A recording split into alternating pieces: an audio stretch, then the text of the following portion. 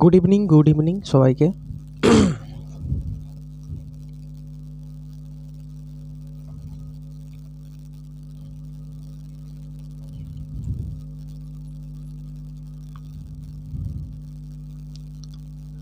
Good evening সবাই, সকল ছাত্রছাত্রীরা এক এক করে যুক্ত হয়ে যাও, আস্তে আস্তে এসে বসো।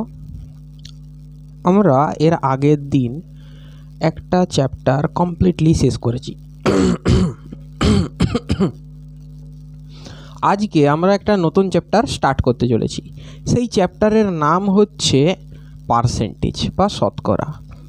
আজকে কি করব দেখো, ফার্স্টে তো পার্সেন্টেজ সম্বন্ধে যে সাধারণ আইডিয়া আছে সেই আইডিয়া আমরা এক সাইড থেকে নিতে থাকব। তারপর সেই অনুযায়ী কিছু কোশ্চেনও আমরা করব। আমরা বেসিক্যালি পার্সেন্টেজে একটু আধটু সূত্র মনে রাখার চেষ্টা করব। যেহেতু রেশিও অ্যান্ড প্রপোর্শন ক্লাসে আমরা বেশিরভাগ সূত্র অ্যাভয়েড করে জেনারেল ফর্মে সাজিয়ে তারপর করার চেষ্টা করেছি, ঠিক সেই রকম আবহাওয়া এখানেও বজায় থাকবে। আশা করছি সবাই খুব ভালোভাবে এই আবহাওয়ার অধীনস্থ হয়ে থাকবে। তোমরা সবাই যে যা সিট বেল্ট বেঁধে নাও। আমরা শুরু করতে চলেছি আজকের ফার্স্টের ক্লাস। আজকের ক্লাস হচ্ছে শতকরা।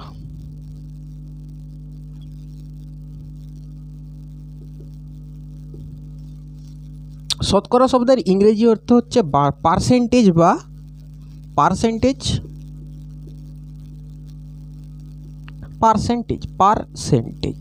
দুটি ওয়ার্ড থেকে এসেছে। একটা হচ্ছে পার, মানে যেটাকে বাংলায় বলা হচ্ছে প্রতি। সেন্ট শব্দের অর্থ হচ্ছে শতক বা একশোতে, 100।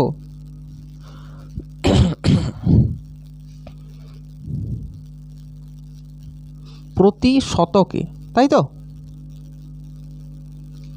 প্রতি শতকে এর মধ্যে যত অংশ আমরা দেখব সেইটাকেই বলা হচ্ছে আমাদের পার্সেন্টেজ। দেখো, আমাদের ক্লাস হওয়ার আগে আমরা এই ডিটেলসে একটু ক্লাস সম্বন্ধে বলে দিই। এই ক্লাস শতকরার ক্লাস হচ্ছে আমার কাছে, আমি যদি কোনো কোশ্চেন দেখি, আমি কোশ্চেন দেখতে পাবো কোথায়? সামনে। আর তোমরা কোথায় কোশ্চেন দেখতে পাবে? তোমরা অঙ্কের কোশ্চেন দেখতে পাবে এখানে। আমি এখানে দেখতে পাবো না, তার কারণ এটা কোনো স্ক্রিন নয়, এটাই আমি পরে এডিট করে কোশ্চেনগুলো এক এক করে লাগিয়ে দিচ্ছি। ওকে, বোঝা গেছে ব্যাপারটা? কি ঘটনা ঘটতে চলেছে ক্লাসে? চলো তাহলে একটু ক্লিয়ার হবে। এখন এইখানটায় ক্লিন আছে, এখন থাক, যখন অঙ্ক আসবে ওখানে আসবে, ঠিক আছে? আমরা এখন শতকরা বা পার্সেন্ট এইটাকে একটু ডিসকাস করি বা আলোচনা করি। দেখা যাচ্ছে কি পার্সেন্ট, হ্যাঁ ঠিক আছে। দাঁড়াও একটু কালির ব্যবস্থা করি।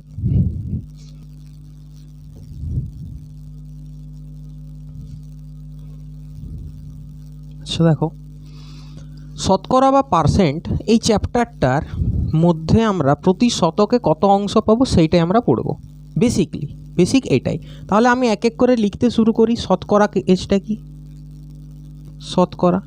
শতকরা জিনিসটা কি? প্রথমে আমরা দেখছি শতকরা, তার মানে হচ্ছে প্রতি 100-র ওপর যে হিসাব করা হয় তাকে আমরা বলবো শতকরা। প্রতি 100 এর ওপর যে হিসাব করা হয়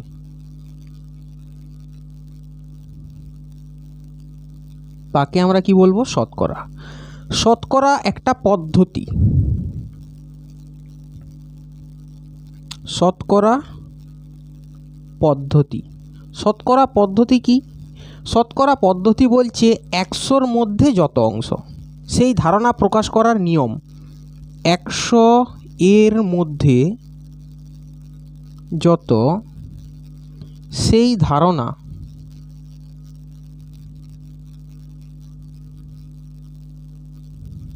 প্রকাশ করার নিয়ম বা পদ্ধতি। এই পদ্ধতিকে বলা হচ্ছে শতকরা পদ্ধতি।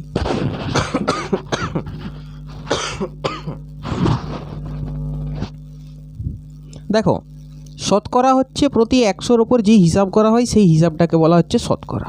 আর শতকরা পদ্ধতি বলতে বোঝানো হচ্ছে 100-র মধ্যে যত, সেই ধারণাটাকে যে পদ্ধতির মাধ্যমে আমরা প্রকাশ করব সেই পদ্ধতিটাকে বলা হচ্ছে শতকরা পদ্ধতি।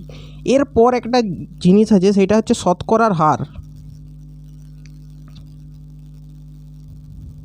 হার, শতকরার হার। শতকরার হার জিনিসটা কি লেখার দরকার নেই, জাস্ট বুঝো। আমি একটু লিখে লিখে বলে দিচ্ছি তোমাদের যাতে বুঝতে অসুবিধা না হয় তার জন্য, ঠিক আছে।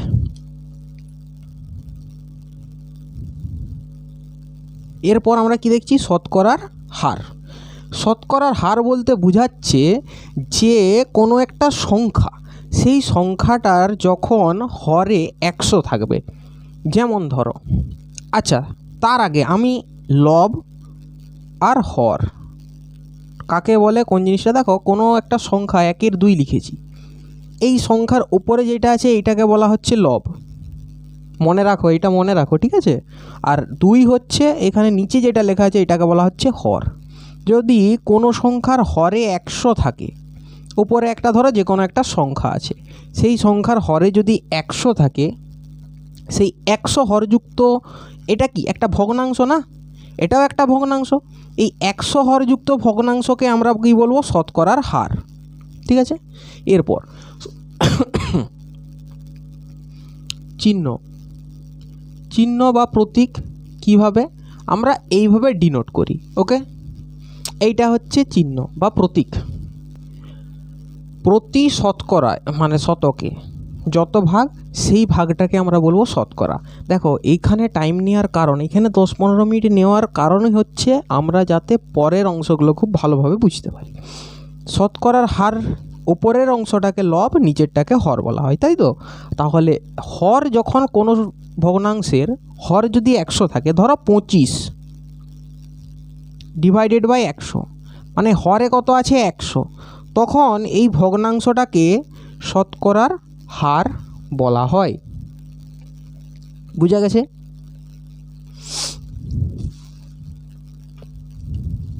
আচ্ছা আমি এটা মুছে দিচ্ছি, লেখার দরকার নেই, এইগুলো সাধারণ জিনিস। যদি তোমরা লোয়ার ক্লাসে পড়ো তখন হয়তো লেখার দরকার আছে, আপার ক্লাসে তোমাদের লেখার দরকার নেই, কারণ এই সংজ্ঞা কেউ জিজ্ঞাসা করে না। আচ্ছা, শতকরার চিহ্নটা কেমন, এই রকম, এইভাবে ডিনোট করা হয় শতকরাকে, তাই তো। দেখো কিছু কিছু সংখ্যা আছে, যেমন ভগ্নাংশ, ভগ্নাংশ সংখ্যা আছে। আচ্ছা শতকরাকে কীভাবে প্রকাশ করব সেটা আমরা জানবই, তার আগে দেখে নিই। দেখো কিছু ভগ্নাংশ সংখ্যা আছে, তাই তো।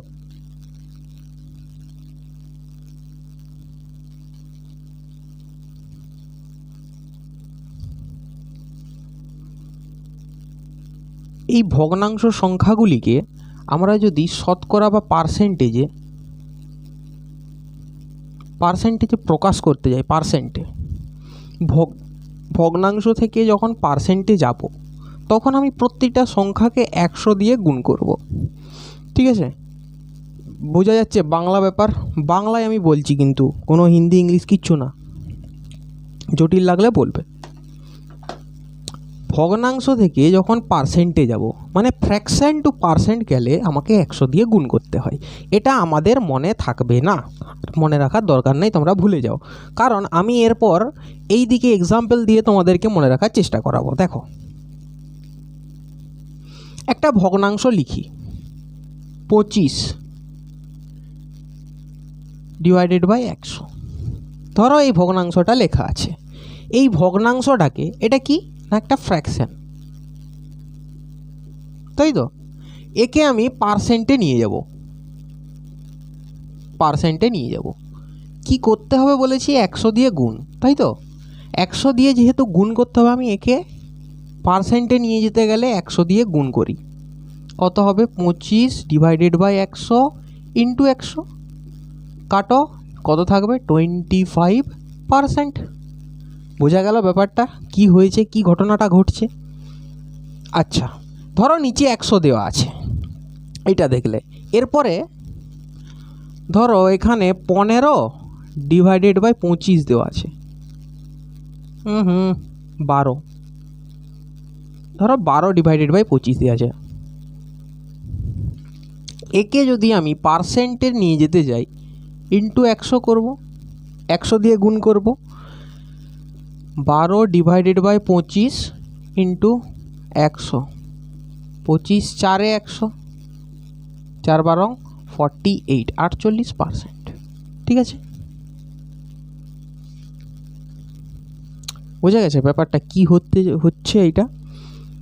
100 দিয়ে গুণ করছি, যখন ফ্র্যাকশন থেকে পার্সেন্টেজে এসছে আমি তার পার্সেন্টের এই চিহ্নটা প্রয়োগ করে দিচ্ছি। ঠিক আছে, ফ্র্যাকশন টু পার্সেন্ট, ভগ্নাংশ থেকে পার্সেন্টে যেতে গেলে 100 দিয়ে গুণ করতে হচ্ছে।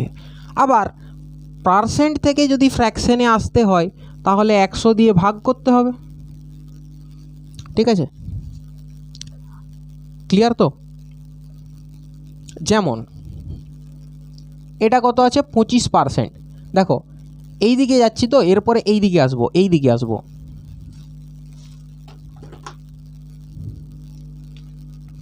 পার্সেন্টে কত লেখা আছে? ধরো 75%, 75% লেখা আছে।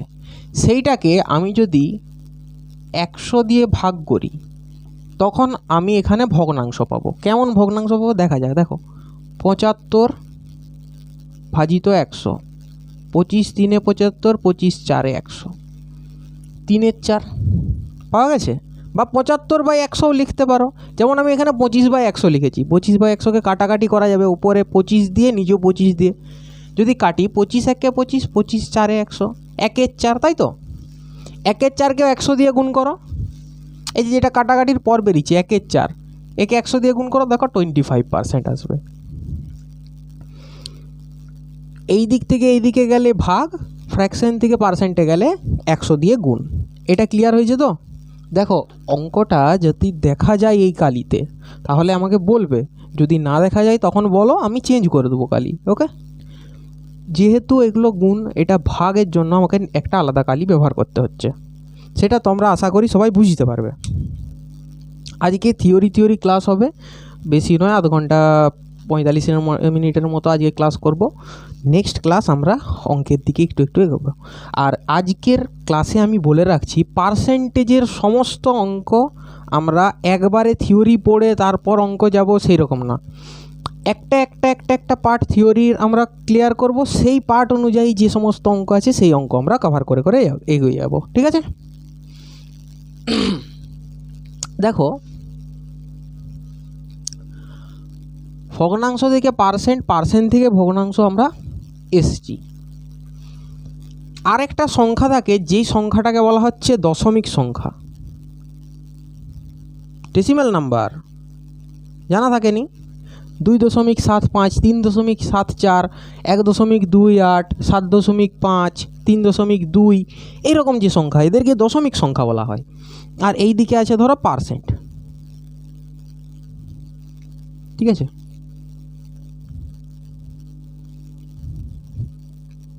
দশমিক সংখ্যা থেকে যখন আমি পার্সেন্টেজে যাব, ভালো করে খেয়াল করো কথাটা, দশমিক থেকে যখন আমরা পার্সেন্টেজ যাব 100 দিয়ে গুণ করব।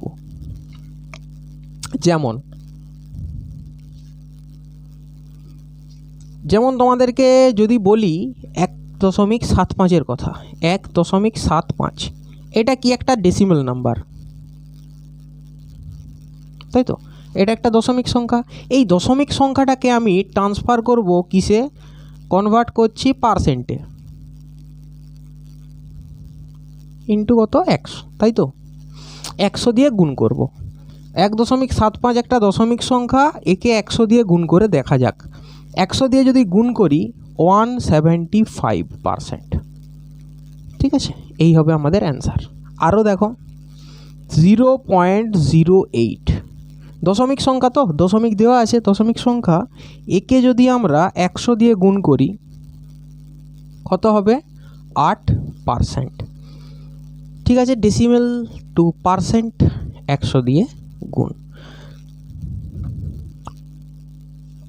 এরপর ঠিক এর বিপরীত একটা ঘটনা ঘটে, পার্সেন্ট থেকে যখন আমরা ডেসিমেল বা দশমিক নাম্বার আসবো ভাগ করব 100 দিয়ে, তাই তো? যেমন ধরো এরপরে ভাগেরটা দেখাচ্ছি, এই দিক থেকে এই দিকে আসছি। পার্সেন্টে আমি লিখছি 125%। ঠিক আছে, এই পার্সেন্টকে আমি যদি ডেসিমেলে নিয়ে আসি, ভাজিত 100 করতে হবে। তীর চিহ্নটা দেখা কোন দিকে দেওয়া আছে, পার্সেন্ট থেকে আমরা দশমিকের দিকে আসছি। তাহলে 125 ভাজিত 100 মানে কত, 125 ডিভাইডেড বাই 100। ভগ্নাংশ আকারে আছে, একে দশমিক আকারে আনতে হবে, ভাগ করো 1.25। এই তো যটা শূন্য আছে তটার পর দশমিক বস করাবো। আমরা এইখান থেকে এখানে যেতে পেরেছিলাম, জটার পর দশমিক, নিচে একের গায়ে তটা শূন্য। ঠিক তার বিপরীত কোশ্চেন আমরা এখানে করছি, যে জটা নিচে শূন্য আছে একের গায়ে, সেখানে আগের ওইখান থেকে ঠিক তটার পর দশমিক। ঠিক আছে, বোঝা গেছে ব্যাপার? ক্লিয়ার? বোর্ডটা দেখো, বাহ খুব পরিষ্কার লাগছে আজকে।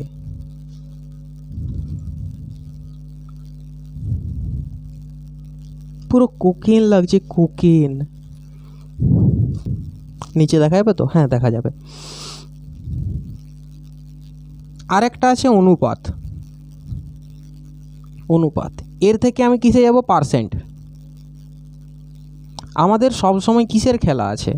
এই যে সংখ্যা, এই সংখ্যার খেলা। দেখো অনুপাত থেকে যখন আমি পার্সেন্টেজে যাব, তখন আমাদেরকে কি করতে হবে? 100 দিয়ে গুণ। মনে থাকে? মনে যদি না থাকে তাহলে ছেড়ে দাও, মনে রাখার দরকার নেই, উদাহরণ তো আছেই। ঝট করে আমরা 1/2 অনুপাতকে নিচ্ছি, 100 দিয়ে গুণ করে দিচ্ছি।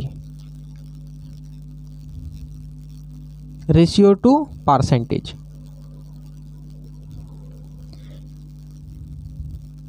%50, তাই না?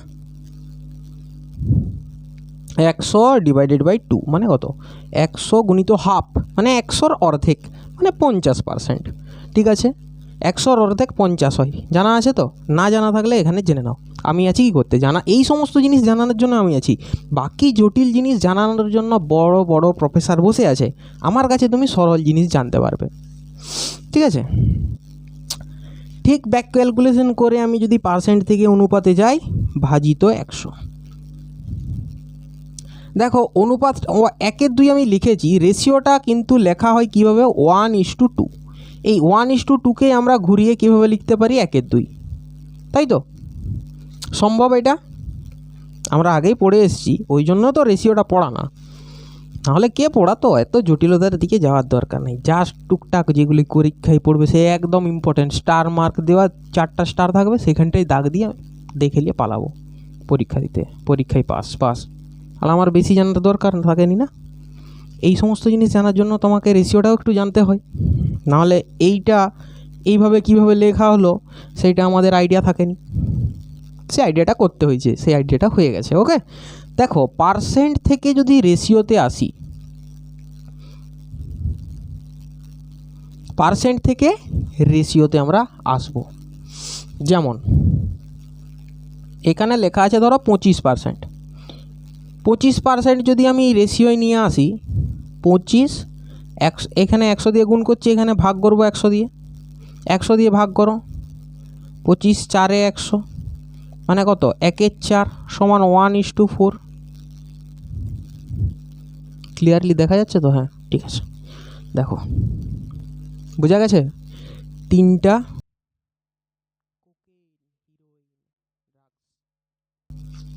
Very interesting. দেখো 3টা দেখে নাও ভালো করে, গোটা বোর্ড ক্লিয়ার আছে। আমি একটা সাইডে সরে যাই, স্ক্রিনশট নেওয়ার থাকলে করে নাও। দেখো এরপর শতকরার আমরা খুব একটা ইম্পর্ট্যান্ট জায়গায় চলে এসেছি, যেখানে আমাদেরকে কিছু আইডিয়া মনে রাখতে হয়। যেমন 1% সরি 1 বা 1 এর অর্থ হচ্ছে 100%। 1 16 আনা সম্পূর্ণ একই জিনিস। ঠিক আছে, 1 হচ্ছে সম্পূর্ণ।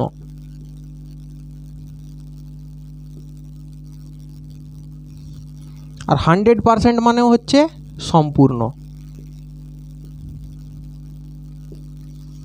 টোটাল নিয়ে আমাদের কাজ হচ্ছে 100। আমরা যাই গণনা করি 100-এ নিয়ে এসে তাকে গণনা করব। ঠিক আছে, 100-এর মধ্যে কত? ধরো তুমি 100 নাম্বারের পরীক্ষা দিয়েছো, সেই 100 নাম্বারের মধ্যে কত নাম্বার পেয়েছো? তুমি যদি ধরো 400 নাম্বারেরই পরীক্ষা দাও, সেখানেও তাকে আমরা কি কম্প্রেস করে 100-র মধ্যে কত পাবে সেইটা আমাদেরকে বের করতে হয়। তাহলে আমরা পার্সেন্ট এই জন্যই পড়েছি যাতে জটিল জিনিস সহজভাবে করা যায়। এক হচ্ছে সম্পূর্ণ, 100% হচ্ছে সম্পূর্ণ। আচ্ছা, একের অর্ধেক মানে কত? হাফ। তাহলে 100%-এর অর্ধেক কত? 50%, অর্ধপূর্ণ যাকে বলা হয়, তাই তো? এক যদি সম্পূর্ণ হয় তাহলে তার অর্ধেক অর্ধপূর্ণ আছে। ধরো একটা, এটা আর এটা একই জিনিস লেখা আছে, ধরো একটা বালতি, সেটা যদি ফুল বা সম্পূর্ণ যদি 100%-এ হয় তাহলে তার হাফ কত হবে? 50%। 50 উপরে 50 নিচে, টোটাল 100%, তাই তো? হাফ হচ্ছে 50%। ওকে, 1/3 সমান কত? এক মানে কত? 100%। 1/3 মানে কত? 100/3। এক মানে কত? 100, তাই তো? তাহলে 1/3 মানে 100/3, এত পার্সেন্ট সমান কত? দেখো, 100কে আমরা যদি 3 দিয়ে ভাগ করি, 3 3 33 দিলে এখানে 99, 1 33 পূর্ণ 1/3,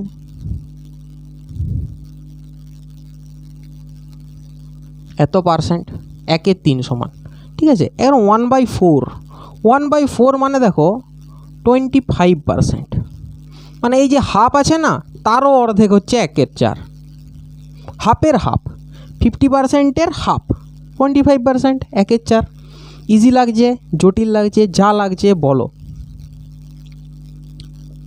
আচ্ছা, 1/5 মানে দেখো 1/4 25%, কীভাবে করলাম? একই সেম কেস। একে মানে কত? 100%, 100/4, 4 25 125, 25%, বোঝা গেছে? 1/5 আমি কি করব? 100/5। পরীক্ষার খাতায় থোড়ি না আমার মনে থাকবে 1/3 সমান 33 পূর্ণ 1/3। 5 20 কত হচ্ছে? 20%। আমি পার্সেন্ট কীভাবে বের করতে হয় আমি দেখছি, ঠিক আছে? একটা সংখ্যা, এগুলো কি কেমন সংখ্যা? এগুলো হচ্ছে ভগ্নাংশ সংখ্যা। ভগ্নাংশ সংখ্যার সাথে তুমি যদি 100 দিয়ে গুণ করো তখন তুমি কি পাবে? পার্সেন্ট পাবে। এই একটু আগে, 1 সেকেন্ড আগে পড়ে এসেছি, না 1 সেকেন্ড নয়, না একটু টাইম হয়ে গেছে। আচ্ছা হোক, 1/5। আচ্ছা, 1/6 যদি বার করতে হয় সম্ভব?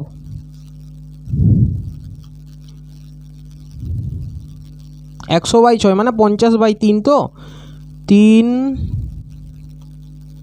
48, 16 পূর্ণ 2/3। দেখো 1/6টাকে কী করেছি? এত পার্সেন্ট। 1/6 এটাকে আমি একটু ডিসকাস করি। 1/6 মানে কত? 100/6। ভালোভাবে লেখো, 100/6 মানে কত? ওপরে 50, নিচে 3, 50/3, 3 16 48, 16 পূর্ণ 2/3, ঠিক আছে? এইটা ইন্টু এটা, এবং তার সাথে যদি উপরেরটা যোগ করা হয় উপরের সংখ্যা পাবো, ডিভাইডেড বাই নিচে যা আছে 3, সেটা এরকম এসে বসে যাবে।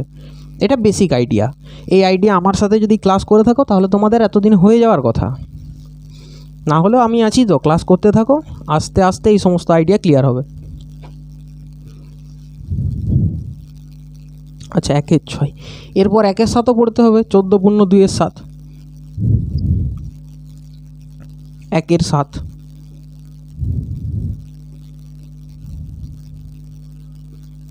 পার্সেন্ট। আমার মনে নেই কী করব, এটা ফ্র্যাকশন, ভগ্নাংশ, একে 100 দিয়ে গুণ করো না।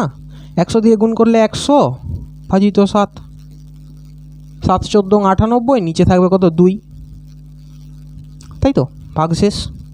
তাহলে 7 × 14 98 প্লাস 2 কত হচ্ছে? 100 ডিভাইডেড বাই 7। এটাই তো এর ফর্ম। বুঝা গেছে ব্যাপারটা কিভাবে হলো?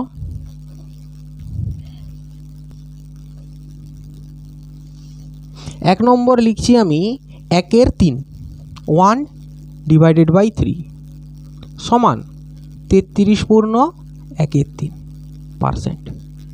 চুপচাপ লিখে রাখো, কোনো কথা নয়। 2 নাম্বার 2-এ আমি লিখব 1/6 1 এর 6 লিখছি আমি। 1 এর 6 হচ্ছে 16 পূর্ণ 2 এর 3, 3 16 48 দিয়ে 50/3, ঠিক আছে, 100/6। 3 নম্বর আমাকে লিখতে হবে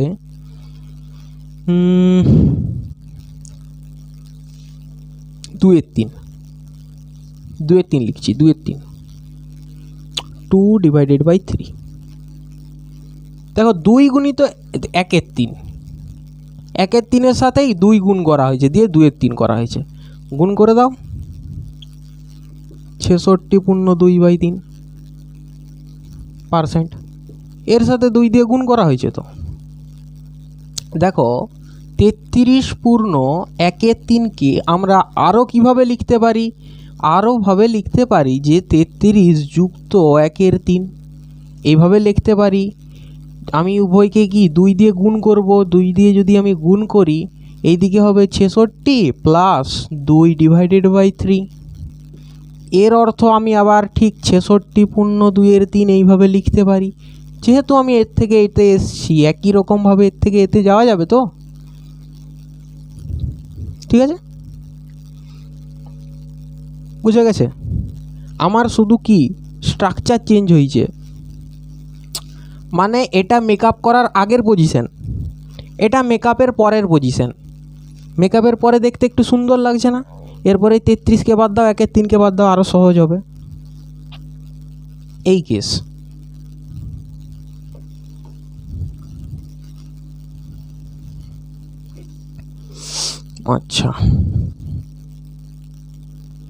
আচ্ছা দেখো 133 পূর্ণ 1 এর 3%, এই পার্সেন্টটাকে আমি ভগ্নাংশ বা ফ্র্যাকশনে নিয়ে যেতে পারবো?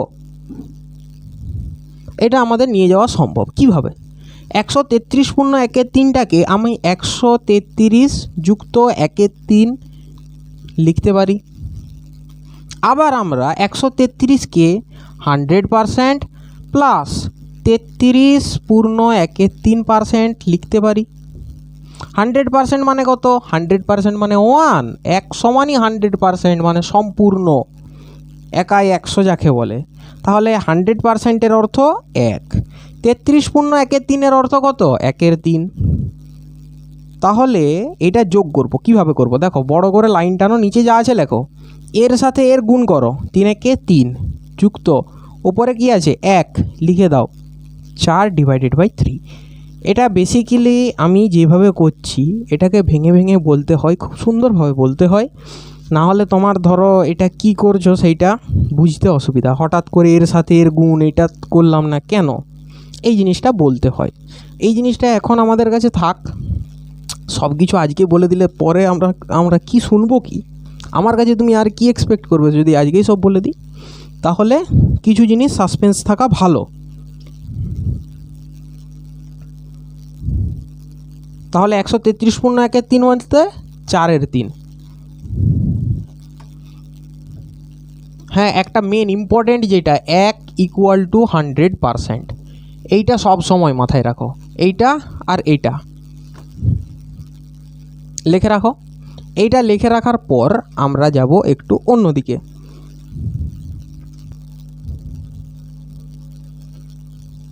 ভেরি মাচ ইম্পর্ট্যান্ট একটা কোটেশন, নোটেশন, যা খুশি বলতে পারো। সেটা হচ্ছে এর অর্থ গুণ। এটা লিখে রাখো, এর অর্থ হচ্ছে গুণ। যেমন 18 এর x%, এর অর্থ কি? 18 গুণিত x%। আর একে যদি পার্সেন্ট থেকে ফ্র্যাকশানে নিয়ে যেতে 100 দিয়ে ভাগ করতে হবে, 18 গুণিত x/100, তাই তো? এটাই তো নাকি? 18 গুণিত x%, 18 এর x% সমান। তাহলে এর অর্থ এখানে আমরা কি হিসেবে? গুণ হিসেবে দেখব। এই জিনিসগুলো খুব ইম্পর্টেন্ট জিনিস আছে, কারণ দেখো যখন অঙ্ক করতে যাবে না, এখানে ভুল হওয়ার চান্স হচ্ছে অনেক। এরপর এর অর্থ গুণ, এটা ভালো করে লিখে রাখো। একটা উদাহরণ দিয়ে লিখে রাখো, 18 জায়গায় 12, 13, 15, 16 যা হোক। আচ্ছা, তোমাদের এখন ক্লিয়ার হলো বেসিক থিওরি। একটু যদি ক্লিয়ার না হয়ে থাকে আরেকবার দেখো, আবার ক্লিয়ার হবে। আশা করছি পরপর অঙ্ক করতে করতে খুব সুন্দরভাবে ক্লিয়ার হবে।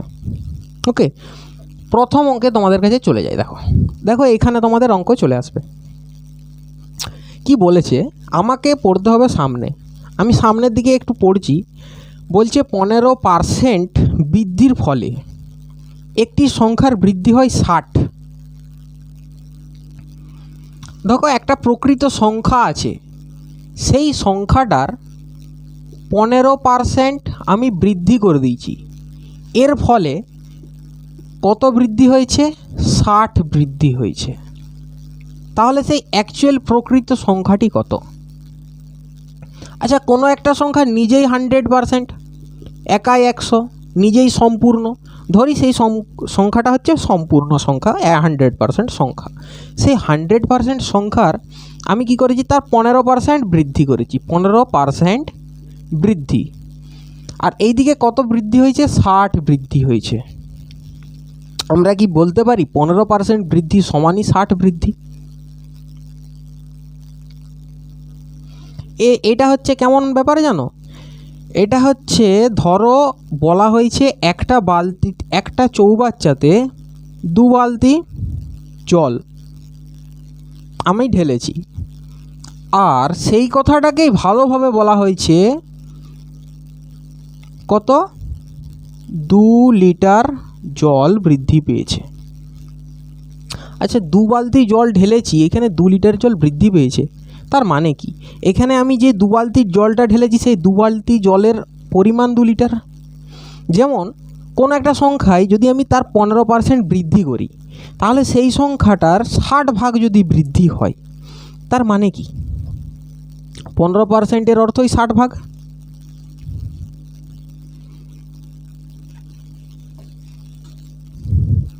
পনেরো পার্সেন্টের অর্থ যদি 60 ভাগ হয়, তাহলে 1%-এর অর্থ কত হবে? 60 ভাজিত 15,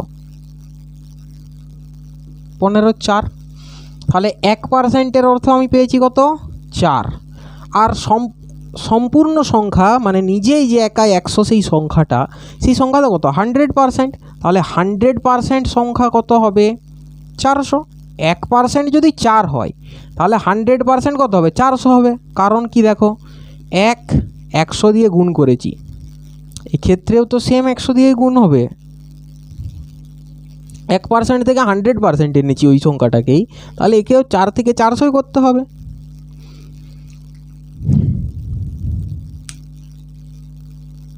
উভয় পক্ষকে 100 দিয়ে গুণ করে দিয়েছি বাংলায়।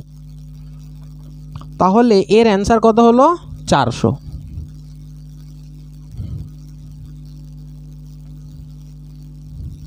দেখো প্রথম এই অঙ্কটা কিন্তু সবাই ঘাবড়ে যায়, জটিল মনে হয়। যারা স্টুডেন্ট আছো, প্রথমের স্টুডেন্ট, তাদেরকে এটা একটু জটিল মনে হতে পারে। আচ্ছা, 12% বৃদ্ধির ফলে একটি বইয়ের দাম 19.2 টাকা বৃদ্ধি পায়। 12% বৃদ্ধি, এর ফলে 19.2 টাকা বৃদ্ধি পাচ্ছে।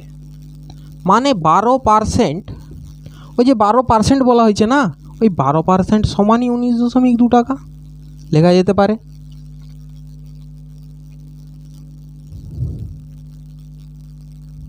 বইটির বর্ধিত মূল্য কত টাকা? ওকে, 12% মানে 19.2। আমি জানি বইটা 100%, বইটা নিজের দাম কত? 100% ছিল, তার থেকে 12% বৃদ্ধি পেয়েছে, তাহলে কত হয়েছে? 19.2 টাকা। 1%-এর অর্থ কত? 19.2 ডিভাইডেড বাই 12। 1%-এর অর্থ বলা হয়েছে বইটির বর্ধিত দাম। আচ্ছা, মানে 112%, 100% ছিল, 12% বৃদ্ধি হয়েছে, তাহলে 112% সমান কত? 112% সমান 19.2 ডিভাইডেড বাই 12 ইন্টু 112 করা যাবে। 2 দিয়ে কাটতে থাকো। আচ্ছা, 2 দিয়ে কাটার আগে আমি একটা দশমিক তুলে দিই, তে নিচে 10 দিয়ে গুণ করে দিই, তাই তো?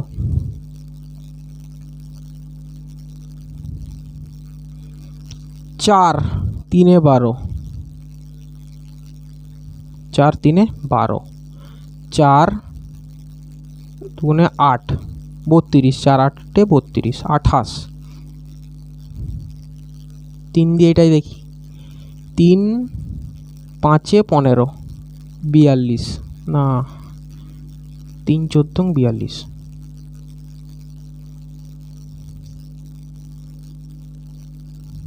3 5 15 তো,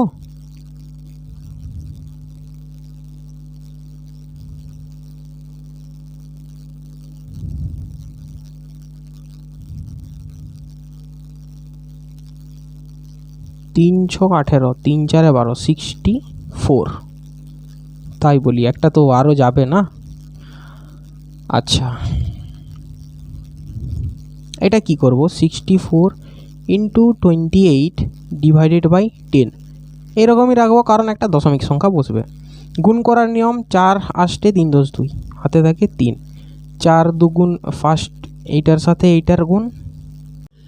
নেক্সট কোশ্চেন দেখো, বলা হয়েছে একটি বইয়ের দাম 180 টাকা থেকে বেড়ে 216 টাকা হলো, বইটির দামের বৃদ্ধির হার কত?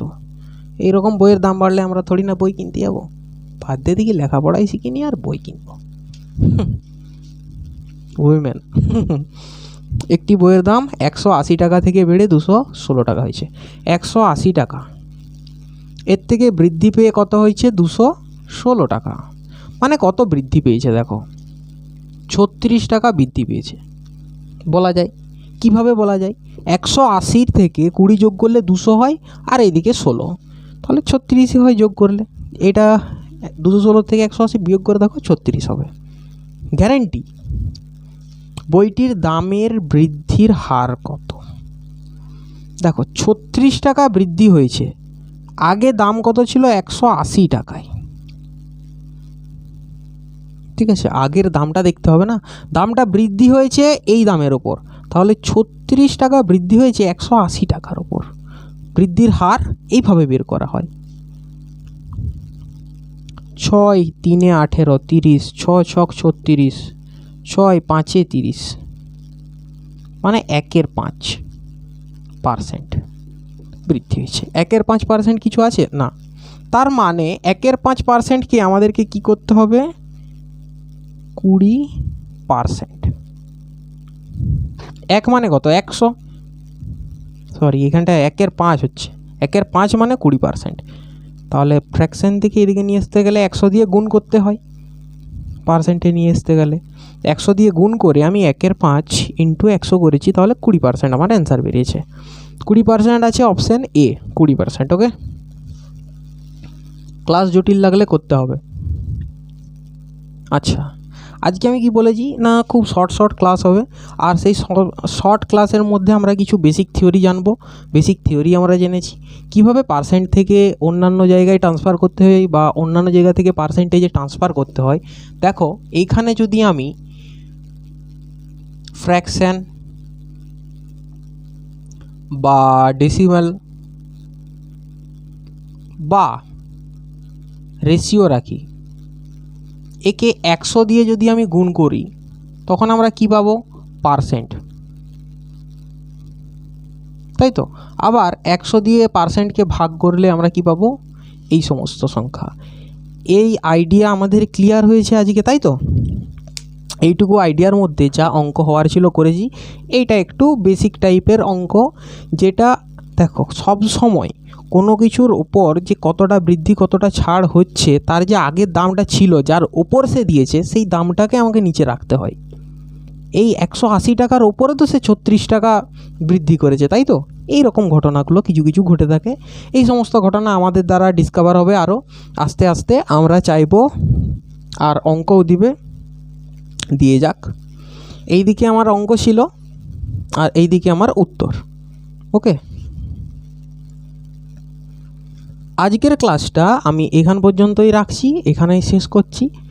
নেক্সট ক্লাস আমরা আরও কিছু থিওরির আন্ডারে আরও কিছু কোশ্চেন দেখব। ওকে, থিওরি দিয়ে ক্লাস শুরু হবে এবং অঙ্ক দিয়ে ক্লাস শেষ হবে। পার্সেন্টেজের চ্যাপ্টারটা 4-5 দিন টাইম লাগবে, কারণ এটা একটু বড় চ্যাপ্টার। ওকে, আজকে এ পর্যন্তই থাক। গুড নাইট সবাইকে। সবাই এরপর শীতকালে ঘুমিয়ে পড়ো। আমি যাই আমার ক্লাসের এডিট করতে, কারণ তোমাদেরকে তো এখানে অঙ্কটা দিতে হবে না। আর বেসিক যে সমস্ত জায়গা আছে, যেমন এইটা আমি মুছছি, এই জায়গাগুলো আমি কেটে দেবো। ওকে, তাহলে আজকের জন্য এইটুকুই।